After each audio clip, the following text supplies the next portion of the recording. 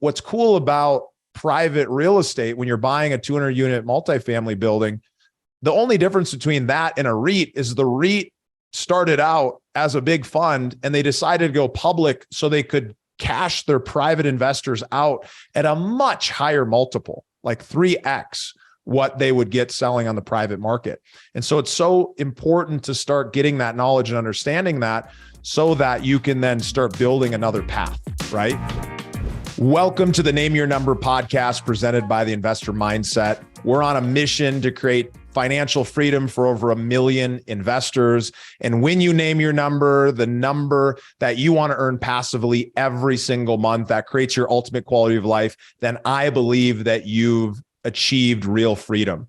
And if you're ready to name your number and to create your passive investment plan that you'll follow step by step, then head over to investormindset.com/number to download the free guide to get started. And for those of you who are ready to build this plan together with me and a community of other investors just like you, you'll be invited to schedule a call with one of my top advisors to see if it's a fit. Now let's get into the show.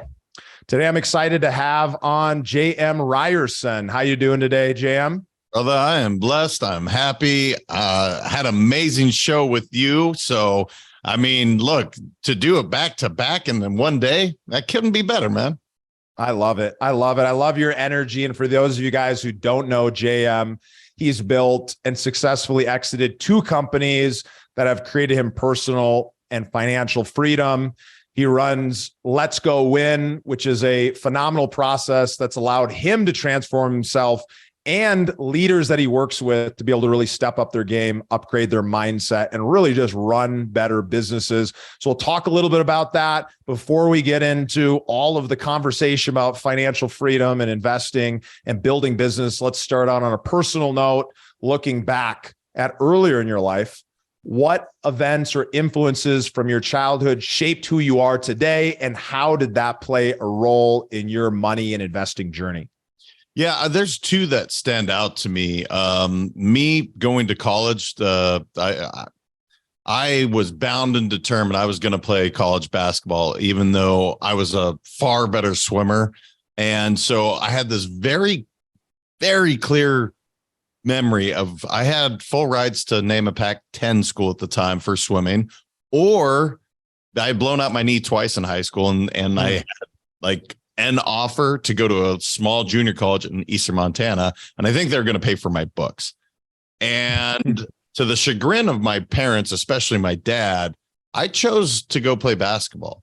So as a parent today, it's really hard because my son's going through this recruiting process right now.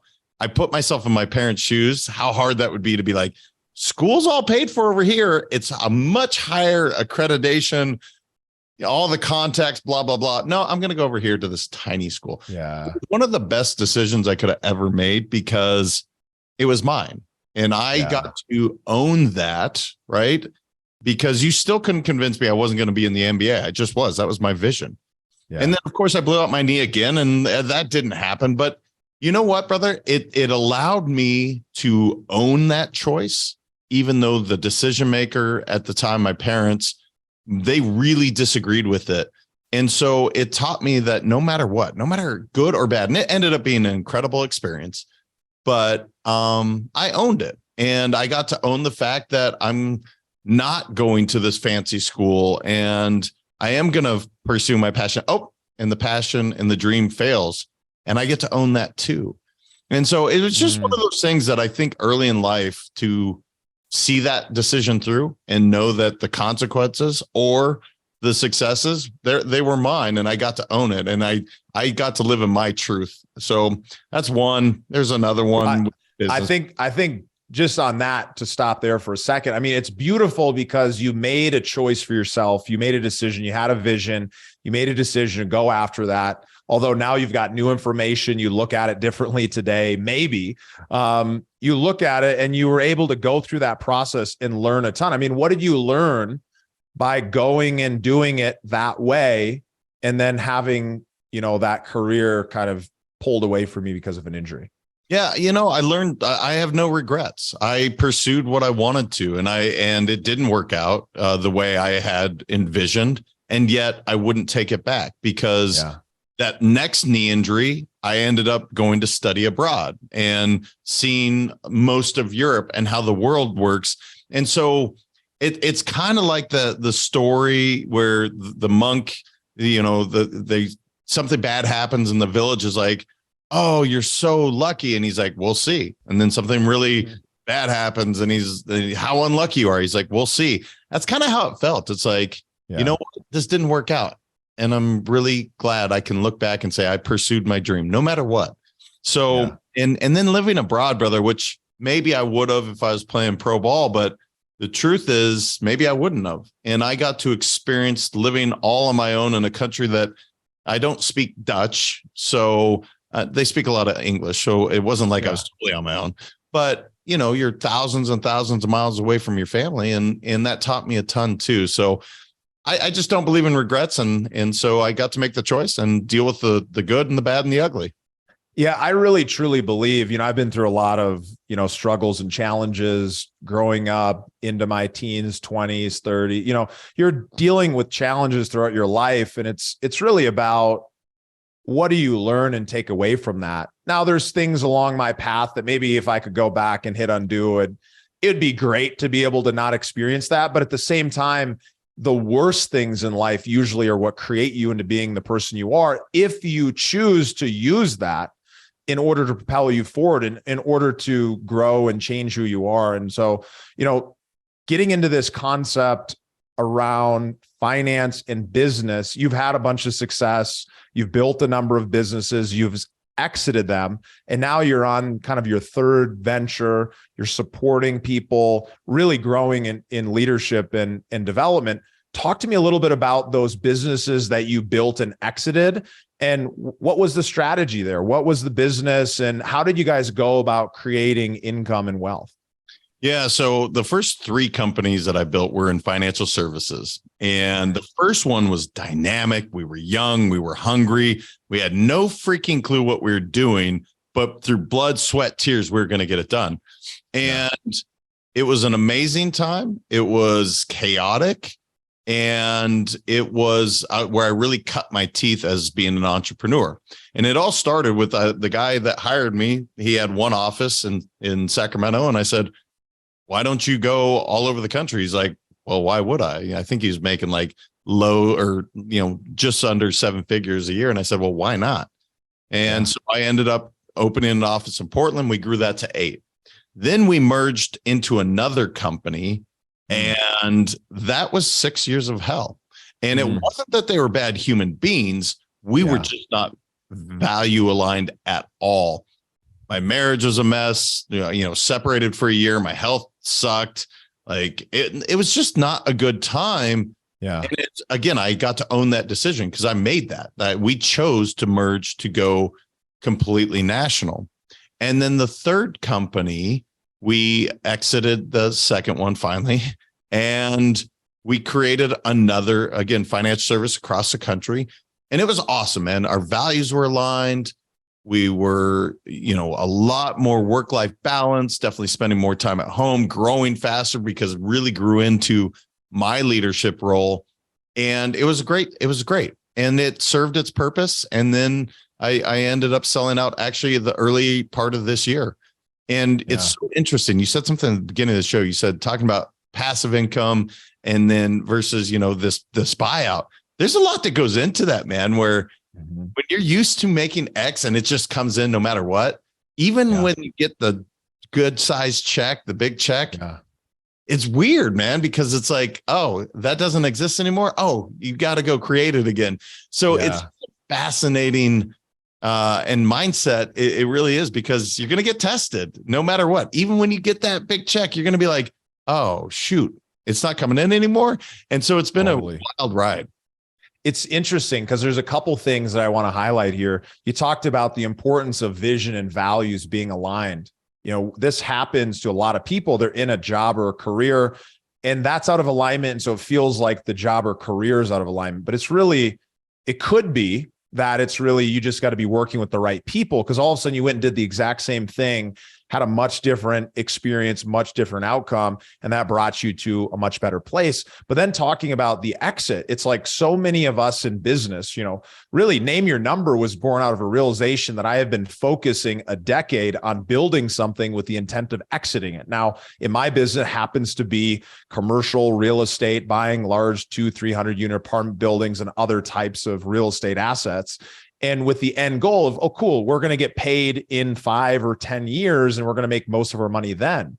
And that was really appealing from that exit mindset, very much that of an entrepreneur. But then I've been preaching and speaking about passive income. I've known about it for God knows how long. And I realized that I needed to personally make a change to name my number and to kind of go down that path. But for you, I'm curious, like, you've built this identity as in financial services. You've built this company. You're an owner. You're making probably amazing money that's coming in every single month. That's active, right? You got to exchange your time and effort and knowledge in order to create that. But it's consistent because you've built a great business. Now you have an exit, which is what most business owners are really building for. So you were lucky because you actually had built a business you could sell. A lot of people think they're going to, and they never get there.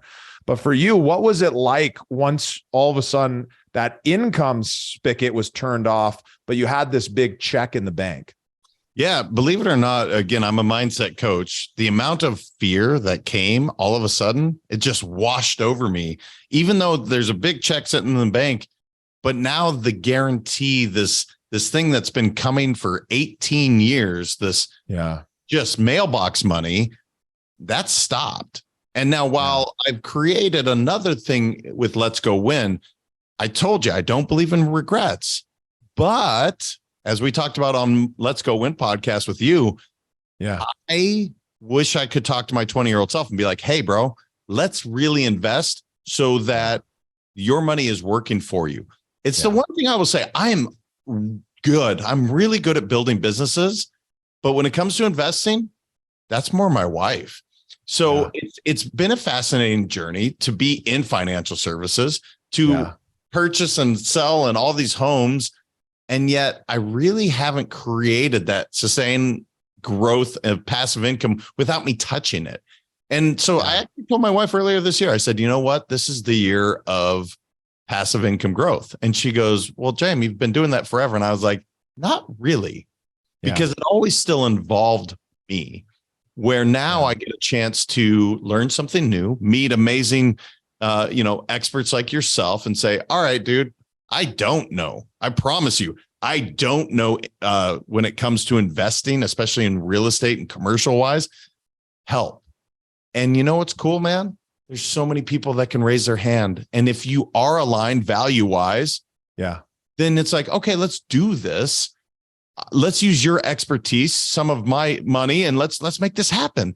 And so the journey I'm on now, brother, and it's just, it's scary because it's new. I don't know what the heck I'm doing. Yeah. And so there's so many emotions that are going through. And so it's fascinating. I coach people on this, yet coaching myself, I'm like, oh yeah, I got to go work with my coach on this for myself.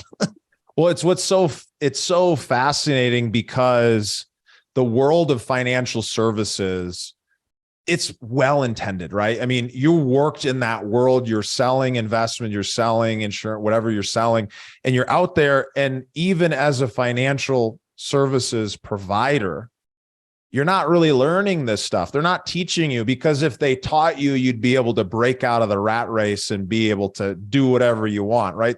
There's kind of a little bit of a hook that they want to keep you in. And, it's incentives. The incentives are, hey, we want to keep money in traditional equities because publicly traded companies, trade at a much lower return to investors, but a much higher valuation. And the whole world of financial services is built around that. So it's not, nobody is at fault individually for it. But what's so beautiful is once you get a little bit of insight into the world of private equities, they're essentially just private businesses that you're investing into. Maybe they happen to be real estate businesses. Maybe they happen to be oil and gas. Maybe it's promissory notes. Maybe it's any of these different types of opportunities that are out there. And there's experts that their job is to go out and do the exact same thing. Like what's cool about private real estate, when you're buying a 200 unit multifamily building, The only difference between that and a REIT is the REIT started out as a big fund and they decided to go public so they could cash their private investors out at a much higher multiple, like 3x what they would get selling on the private market. And so it's so important to start getting that knowledge and understanding that so that you can then start building another path, right? It's just knowledge. You just apply the same things you learn in business, but now in a new sector, and it can get you really, really far. So talk to me about what led you to make that decision to then exit this business, right? You've got comfort there. You've got identity. You know how to build that business. You've done it a few times. You've figured it out. And then you have the exit. What led you to making that decision? Yeah, man, I knew it was time. When you're not passionate about something, that's going to show up in a lot of areas of your life. And I've gone through that before. Told you the second company was like 6 years of just awful. And I own that. Look, I made the decision, but I don't ever want to get back there. And you could just really feel that, this is comfortable. Yeah. Like you said, there's this identity and I'm well known in this industry and blah, blah, blah. I'm also getting bored. I'm not being challenged. And that's going to start to show up in other areas of my life. It's going to show up with my family. It's going to show up, spiritually. It's going to show up mental health wise. And I don't want that. Because life is a journey, in my opinion. And look, if someone chooses to be in one career and it really like fills their bucket, good for them. I'm just not that guy, I've realized. And so I love to be challenged, and like the let's go win thing, I didn't mean for it to happen, but I've surrendered to the fact that, look, there's something here. I love that. I want to give more to other people. How do you monetize it, JM? Don't know. But you know what? Like Steve, who introduced us, I know he knows how to do it. And I finally found him. He was my who. So yeah, man, it was just time. And I could feel myself kind of not negative, but somewhat cynical. And that's when I was like, no, this is not who I am. I want to be happy. I want to be healthy. I want to be wealthy, which is what Let's Go Win's all about. Let's go create another one. And so that's the journey. That's the chapter I'm in right now. That's so powerful. For everyone who's listening, I challenge you to ask yourself that question. Who are you? And who are you really? Like, how can you show up more of that person that you desire to be? Which actually really leads us right into one of my favorite pieces of really naming your number. It's purely mindset. It's what is that ultimate vision of the life that you're looking for? So Jam, you're a mindset guy. You're living it. You're breathing it. You're helping people with it. What is that life that you're building towards? What does that look like? How are you spending your time? Who are you helping? What are those things that really inspires you to go out and create this next chapter of your life that you're really excited about? Yeah, it's this chapter coming up is going to be so different because both my kids are now about to exit. Well, 5 more years for my youngest, high school. And what that looks like, brother, is I don't ever want to miss my son. My one son will definitely play tennis in college, probably pro. My other son will probably play baseball in college. And I don't want to miss those games. Yeah. So that starts it, right? The other part is I'm from Montana originally. Now I've been away from Montana for over, 22 years now. And my heart has never left it. That's home. And so I tell you that to say part of that vision is spending 6 months a year in Montana with that home that I've always envisioned. And it's clear as day. I can see it, man. And my wife loves the ocean. So that means either Florida, Hawaii, I don't know, Portugal, wherever she chooses. It's her choice, a home on the water. And so then I can start to look at, okay, I got some numbers here. And I can start to do some math and calculations. Well, that led me to my number, but it wasn't all that long ago. That's what's so fascinating, Steve, with you and I meeting, finding that number, that wasn't like I was clear on this 5 years ago. I don't think I was clear on it until about 5 months ago. Yeah. And I finally become clear on it, but I don't know how it's going to happen. So we're clear. Yeah. And that's so much fun for me because it's scary, man. I got kids and tuitions and tennis academy bills and, everything that comes with it. But at the same time, I have utter faith and belief in what I'm doing, in what we're building as a team. And so now that I know the number, now I just have to execute. So I can look in the mirror and say, look, you either will do this or you won't, but you get to own that. Yeah, I love this. There's so much in there that I think can really inspire others around your vision. You're clear on it. It's emotional. You're connected to it. Brother, my dream, big, huge house in the mountains with amazing views, big house on the beach, amazing views. I feel like we're going to have to do some vacations together or something. I love it. But from that place, you've set that, you've focused on what you want, why you want it. You're connected to it. You've set that target. You don't need to know how, because there's a million different ways to get there. There's a lot of vehicles. There's some that are faster, slower, some that will never break down, some that have a little bit more maintenance you need to do. There's a lot of different ways to go down that path. So when you were actually coming up with your number, kind of following the process that you were following, talk to me about what that number is and kind of how you got there. Yeah. So my lifestyle, seven figures has been what I've been making since I was like, 26. Now, know this, guys, everyone listening, I'm not money motivated, not even a little bit. I'm just not. I like to create really cool experiences. I would like for my kids to want for not that they get everything, but if I had to, they can acquire it. And so my number really broke down to, all right, what would it look like where there's zero worries at all, where it's complete freedom. And I'm talking financial freedom in terms of I don't stress about money, period. And I've never reached that because my number, I'm a big number guy, and $3.33 million a year is the number coming in every month, right? Or excuse me, not every month. It was every year, not every month. It could be every month eventually, but my number is 3.33 million every year. And I went through all the budgeting. I looked at everything and I was like, yeah, I wouldn't be concerned. Now there will be other concerns, right? There will be, whatever else you want to buy and the stupid stuff you start to buy when you make money, which is silly. But I wouldn't be concerned financially at that point. We can travel the world the way my wife wants to. I get to enjoy the property in Montana the way I want to, the beach home. And so that's my number. And it took a long time, at least in my head, to arrive there, to figure out, oh, that's the number. Totally.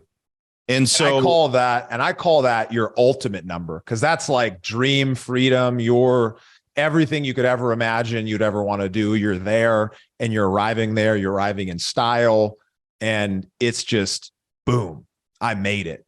And you're setting big goals because you know you can achieve them. And that's that place.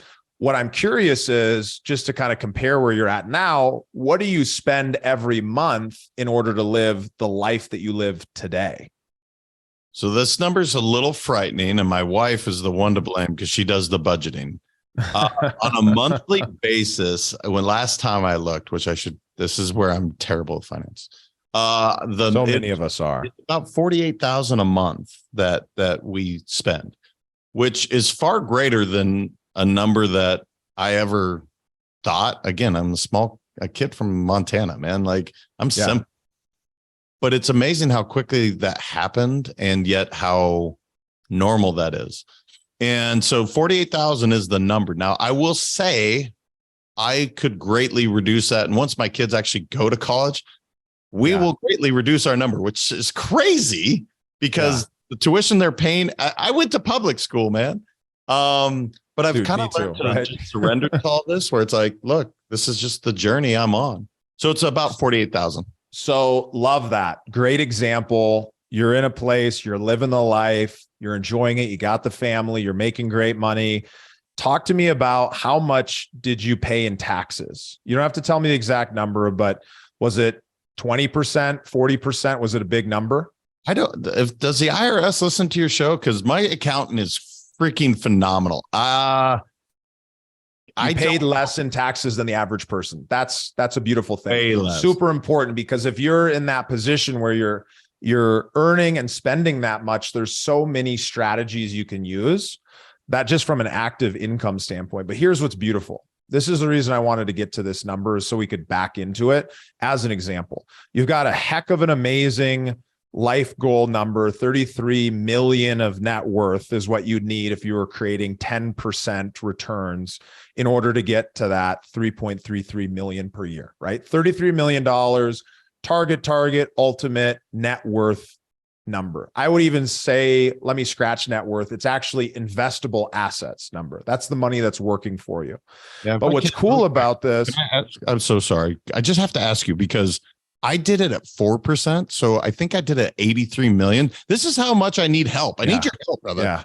But that's how 4% is like you're putting that money into like a savings account and there's nothing there. But what's cool is there's so many strategies where you can create 8, 10, 12% a year. And you do it where you have, a low leverage loan that's just creating that as a note, or you're investing that money into real estate that pays you as cash flow.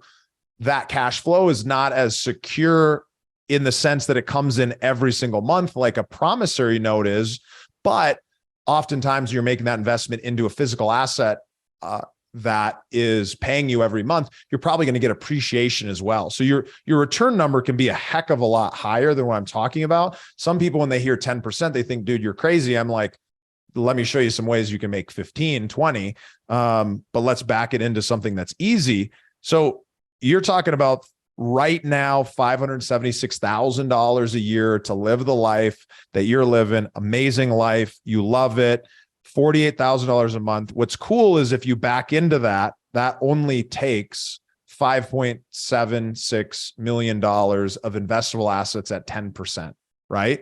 So what a much smaller number to have a much quicker win just to cover where we're at. And what I love is like, when you're creating your passive investment plan, you get to choose, like, do I want to sacrifice today in order to get there faster? But I don't really believe you need to, right? A lot of people, Dave Ramsey, a lot of people out there are like, don't go to Starbucks, don't go out to eat. It's like, no, dude, I'm trying to live my life. I know how short life can be. I've lost loved ones young. And when that happens, it's brutal. And so you're like, cool, I want to live today, but I also want that future tomorrow. How much more achievable does it feel to know that you could be passive income free with that number? I mean, you damn near cut my number in a third. So I'm not kidding. Like, I arrived at 83 million, did it at 4%, was like, cool, man, I got this. And I'm probably going to leave that and just hire you because that's a hell of a lot easier to have actual tangible, like, hey, man, this is your plan. But yeah, to me, it's just not, that's simple to go attain that. And I mean, shoot, it's not far from there right now. So it's just interesting, brother. I never looked at it that way. And it just tells you, I don't know that side. And this is why I love what you're talking about, because this is not available to human beings. This education, I went to college, man. I went to 3 schools. I was in financial services for 18, 19 years. I didn't learn this stuff. So what you're doing is so important.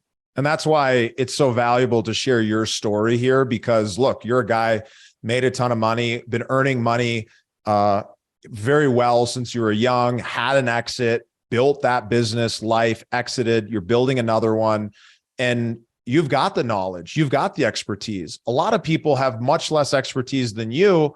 And when they're recognizing and seeing that you're in the same position as them, all of a sudden, boom, opens up a chance for them to shift that belief and step into it. So talk to me a little bit about what you're doing today in order to get to that original goal that you were working towards. Like, what are the strategies and things that you are using, right? I imagine you're probably building a business, you're building some other income streams. Let's talk through some of those just to understand kind of like where you're starting from. Yeah. So I have a little real estate portfolio. Then I have Let's Go Win, which, man, a lot has been put into that. My wife has been investing far better than I ever knew, by the way, in both traditional, I guess is what you call it, got some stocks and stuff over there, a heavy in the IUL world, because that was the world that we came from. Way more than I thought, which she would be so much better at this portion than I am. But what you guys make a great team. Yeah, no doubt. And now, the other thing, brother, she has created two amazing businesses herself, one in financial services as well, just because she's got so many contacts there. And then the other is she's got this nonprofit, which zero profit to us, but connections we've made because of it. And I don't know how fast it's going to go because the people we're surrounded with, I mean, it's next level income wise that we're talking fringe billionaires and billionaires. And it's like, oh, this is different. This is different than 100 million. This is different than 400 million. Like, this is some serious uber wealth that I have never really been surrounded with on a daily basis. And that's kind of who we are. So I answer that. I hope that answers your question, but it's in many facets. But I like that because what I see from it is that you're a business owner, business, you're going to go create a new business, and that's going to be a new income stream for you.